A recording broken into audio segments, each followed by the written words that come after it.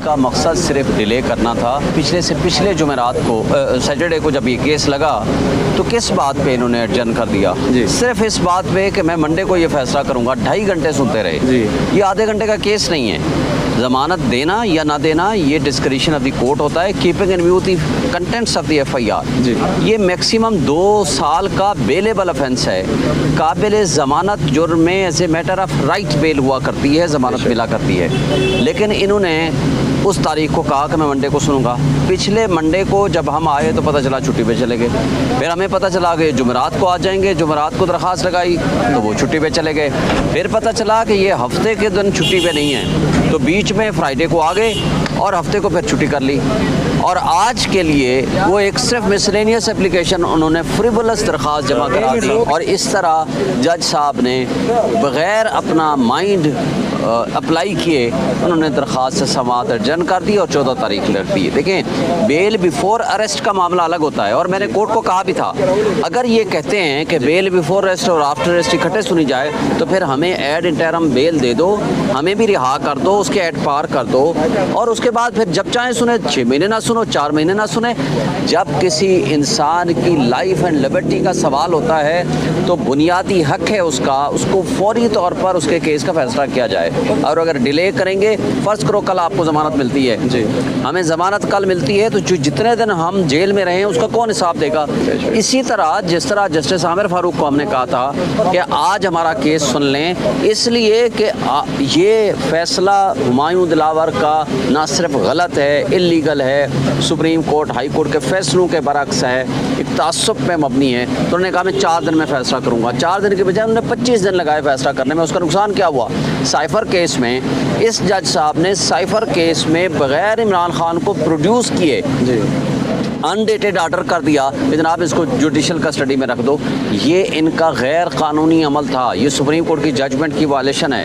और इसी तरह ये गैर कानूनी अमल जारी और सारी रखे हुए हैं। आप क्या समझते हैं किसी और केस में इतलात आ रही है कि खान साहब को शायद अलकादर यूनिवर्सिटी केस में भी डाल दिया गया या डालने की तैयारी की जा रही है कि यहाँ से अगर मामला वाइंड अप होता है तो फिर वहाँ पे खान साहब का कोई ऐसी इतला वकला को दी गई है जैसे साइफर में नहीं दी गई थी? तो देखें, हमें कोई इतला नहीं है। उस दिन भी जिस दिन ज़मानत हमारी हुई चीफ जस्टिस हाई कोर्ट से, उस दिन अनडेटेड एक रोपकार मीडिया में आ गई, सोशल मीडिया पे और मीडिया में आ गई। और कौन लोग हैं जो डिस्क्लोज़ करते हैं? और ये उस वक्त आई जिस वक्त उनका ज़मानत का आर्डर आया, उसी वक्त हो गई। हालांकि ये कहते हैं कि जी 16 तारीख का आर्डर था। तो इसी तरह की अगर कोई कार्रवाई उनका मकसद है तो फिर ये इसका मतलब है जैसे आमिर फारूक साहब ने डिले किया, इसका मतलब है ये जज साहब भी फैसिलिटेट कर रहे हैं उस टीम को और उस प्रोसिक्यूशन को और उस सरकार को कि किसी तरीके से किसी और मुकदमे में इनको डाल दिया जाए ताकि मैं ज़मानत जब दूं तो वो बाहर ना आ सकें। ये एक तरह की फैसिलिटेशन या सहूलतकारी तो हो सकती है, इसके अलावा मैं क्या कह सकता हूँ। बड़ा इबहाम है। खान साहब कितनी जल्दी बाहर आते हुए नज़र आ रहे हैं आपको ये सारे मामला देखते हुए? देखें, कानून के मुताबिक जब 5 तारीख को उनको गिरफ्तार किया उस वक्त वो तमाम केसेस में ज़मानत में थे। इन प्रिंसिपल उसी दिन उनको बाहर आ जाना चाहिए था जिस दिन उस केस में जजमेंट को सस्पेंड कर दिया गया।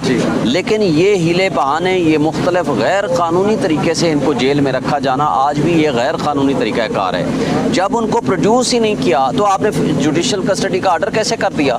ये इनका गैर कानूनी फैसला है। इनके खिलाफ एक्शन हो सकता है कानून के मुताबिक, आज होता है, कल होता है, कौन इसको चैलेंज करता है या नहीं करता है। मेरी नज़र में तो आज अगर ज़मानत ये 14 को होती है तो उसी दिन उनको बाहर आ जाना चाहिए।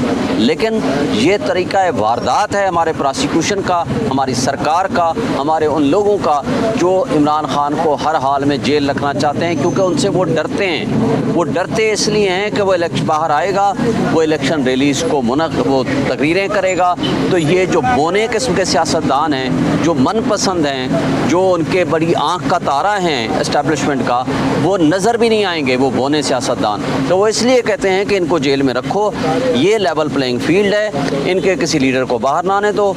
इनको नज़र आना चाहिए। गिलगित बल्तिस्तान का स्टोर का रिजल्ट आपने अभी देख लिया, पूरी मशीनरी फोर्स पुलिस इन्वॉल्व थी उसमें कि जनाब नहीं पीटीआई को हराना है, लेकिन खालिद पे हमला हुआ, कातलाना हमला, वो भी आपने देखा। लेकिन इस सब कुछ के बावजूद वो नहीं जीत सके।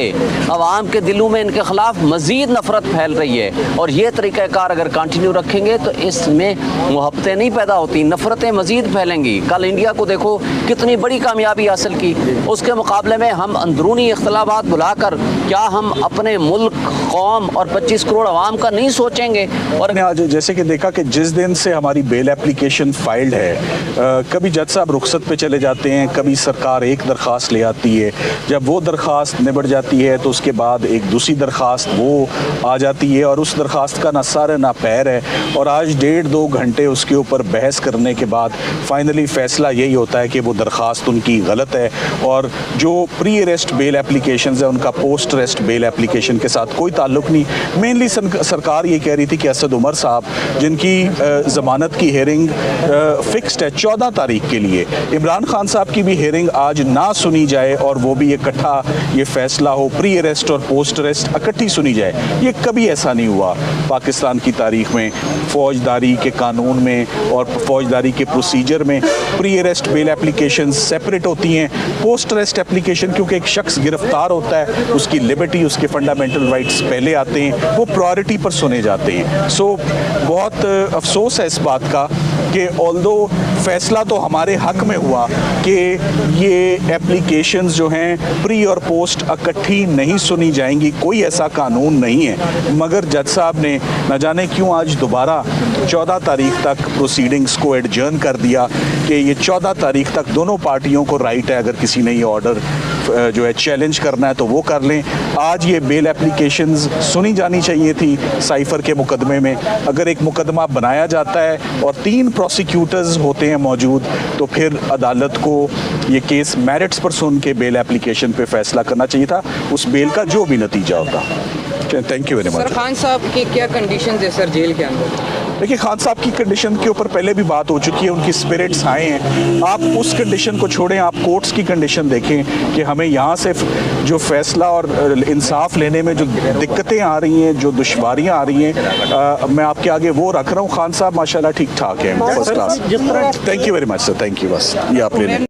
तोशाखाना केस के थे वो हालात और जल्दी और उजलत हमें इधर नज़र नहीं आ रही। आपके सामने किस तरह जल्दी और उजलत में उस केस को ख़त्म किया गया, छुट्टियों में केस लगाया गया, किस तरह हमारा हक़ दिफा हमें गवाहान पेश करने का मौका ना दिया गया। आखिरी दिन 5 अगस्त को हमारे फाइनल आर्गूमेंट्स ना सुने गए और 5 अगस्त को एक गैर कानूनी फ़ैसला दे के इमरान खान साहब को अटक जेल में गैर कानूनी तौर पर बंद किया गया। उसके बाद जो हमारी अपील, हमारी सज़ा मौतली की एप्लीकेशन पहले दिन सुनी जानी चाहिए थी, 25 दिन हमें इंतज़ार करवाया गया। कभी कहा गया कि बेंच मौजूद नहीं, कभी कहा गया कि पेट में दर्द है मुखालिफ वकील के, कभी कहा गया उनकी तैयारी नहीं है, कभी कहा गया कि उनके पास फाइल नहीं है।